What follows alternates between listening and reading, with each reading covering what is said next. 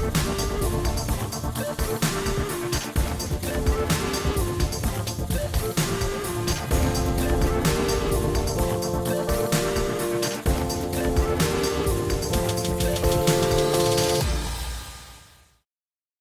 and welcome to another episode of Stunt Buddy Gaming. Today we will be proving that every Nintendo universe takes place in the same universe. However, this is an old theory.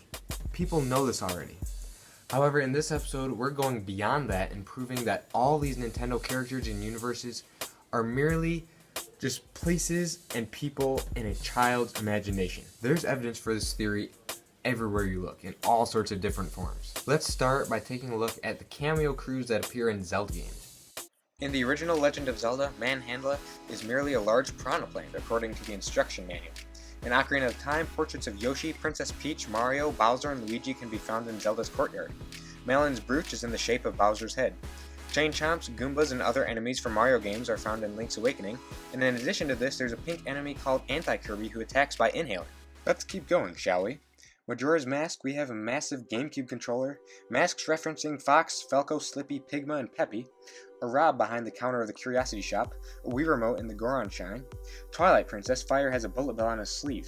In the Minish Cap, Dr. Left is a reference to Dr. Right. So we've seen references to Super Mario Bros., Kirby, and Star Fox in the Zelda series alone, along with some of Nintendo's technological history. There are other examples of franchise mingling that can be found in other games too.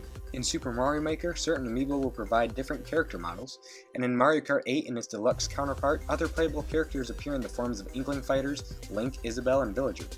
Fox McCloud's father from Star Fox is named James McCloud. There's a character in F-Zero with that exact same name. The more games Nintendo releases, the more this theory is proven. Each installment and each individual franchise reveals more and more of the secrets Nintendo is keeping from us. So I think we've thoroughly determined that all Nintendo universes are one and the same, but we need to move beyond that and prove that everything is all just toys. Once again, there's convincing evidence for this as well. Consider the revised version of the course in Mario Kart Super Circuit for the Game Boy Advance, Ribbon Road. Here we see that we're actually racing in a child's room, surrounded by the typical furnishings of a bedroom, dressers, lampstands, and the like. All the racers have shrunk down to the size of toys, and in addition to this, if you search the background of this course in Mario Kart 8, you see boxes of unopened toys of Nintendo characters, and a Mario Kart 8 poster hanging on the wall. And most importantly, there's a plush model of Yoshi up on the desk. That'll come into play later in the episode. Oddly enough, this child is nowhere to be found, but all this changes when you watch the opening cutscene for Super Smash Bros. Melee. One of the first things you see is a child's arm reaching down to a chair and grabbing a trophy of Mario. This is completely self-explanatory. A young child grabbing a toy model of Mario. Throughout the cutscene, you see more of these trophies come to life and fight each other. Another important note to realize is that Super Smash Bros. Melee is the first Smash game where unlockable trophies come to prominence, and this trend continues through Ball and Wii U 3DS. Still don't believe me? Here's the opening cutscene for the original Super Smash Bros. For the N64. A disembodied hand reaching down into a toy chest and grabbing a plush figure of Yoshi. After arranging the desk, he snaps and voila! The child's imagination erupts in the form of this game. Still don't believe me? Well, wait until you hear this. The room of the child in Super Smash Bros. Is the exact same room seen in GBA Ribbon Road. Watch closely and I'll point out the similarities.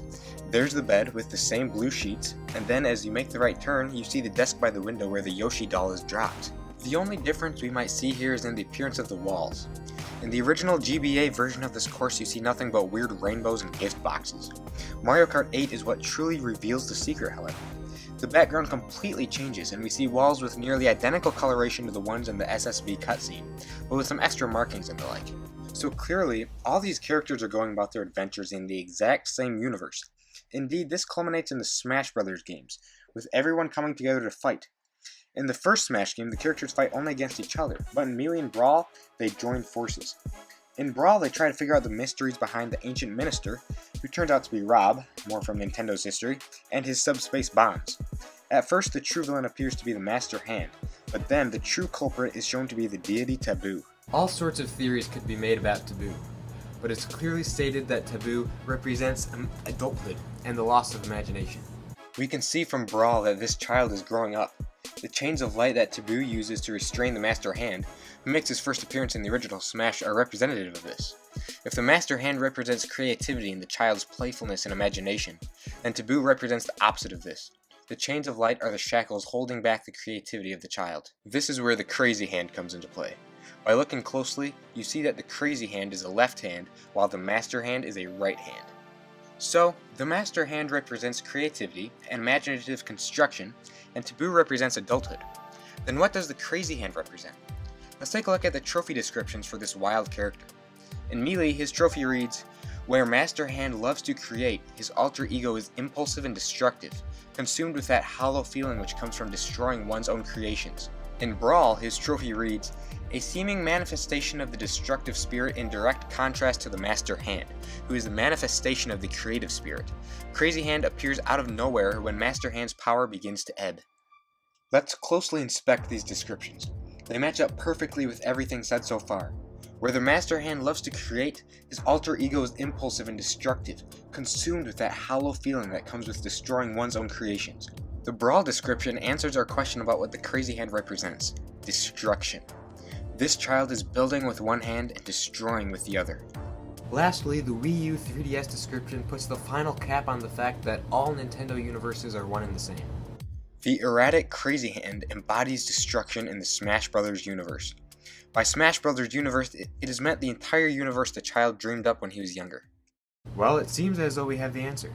In his younger years, the child was nothing but a creator, a dreamer of worlds, as seen in the original Super Smash Bros. The Master Hand represents this. As he gets older and grows into adulthood, he begins losing his imagination and destroying his creations. These are represented by Taboo and the Crazy Hand, and the chains of light holding back the Master Hand. So everything is explained. Or is it? There's still one thing we haven't touched on, and that is the Master Core. Yes, the Master Core truly is the center of all of this. During battle, the Master Core transforms into a variety of different appearances: swords, clones, beasts, and weird humanoid things behind the stage. There is one question. Where did the Master Core come from? Have we seen it before? The surprising answer to this question is yes. We have seen the Master Core before, and it's been hiding from us in plain sight. Take a look. Beneath the battlefield stage in Melee, we see a rainbow-colored orb.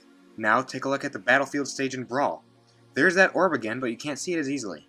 Finally, here's the battlefield stage in SSB4. No orb. The Master Core is gone. This is because he is the last character you confront at the end of Classic Mode.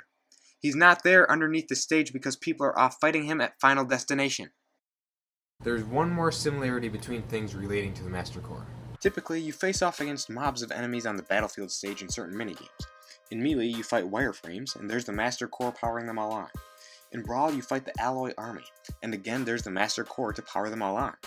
But when we reach SSB4, the Master Core is no longer present on battlefield, and we are no longer fighting throngs of enemies that need to be controlled in order to fight. No, instead we're fighting Miis who can control their own actions. Clearly, the Master Core provides power to the wireframes and the alloys, so when it disappears from battlefield, there's a need to replace the throngs with something that could think for itself. Miis filled in that need. So what happens when the Master Core is destroyed? Why did the characters want to destroy it in the first place? Is the Master Core naturally destructive, like the Crazy Hand, because it sure appears to be? Why are the characters created by the constructive hand of this child now suddenly attacking the source of their creation? Right before the battle against the Master Core, the swarm erupts from the Master Hand. So we see that even the Master Hand has some sort of destructive spirit. I think this goes to represent that as the child grows into adulthood, even his creative hand eventually loses its creative spirit. The Master Hand has lost its ability to create, and therefore the Master Core gets destroyed. It's no longer useful. Even it is no longer creating, but destroying.